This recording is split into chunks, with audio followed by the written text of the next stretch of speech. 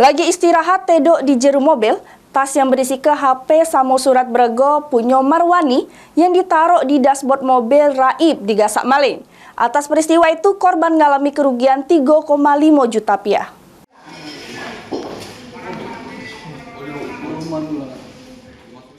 Tak terima sudah menjadi korban kemalingan, Marwani warga Jalan Peternak 2, Kecamatan Sukarami, Palembang datangi sentra pelayanan kepolisian terpadu Polrestabes Palembang. Di hadapan petugas SPKT, korban mengungkap ke peristiwa kemalingan itu terjadi pas dirinya lagi berada di Jalan Bangau, Kelurahan 9 Ilir, Kecamatan Ilir Timur 3, Palembang.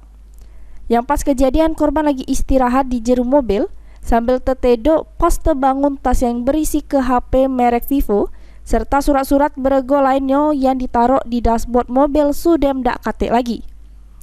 Atas peristiwa tersebut, korban mengalami kerugian yang ditafsir senilai 3,5 juta rupiah.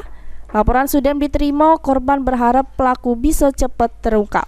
Heru Hayudi, PAL TV.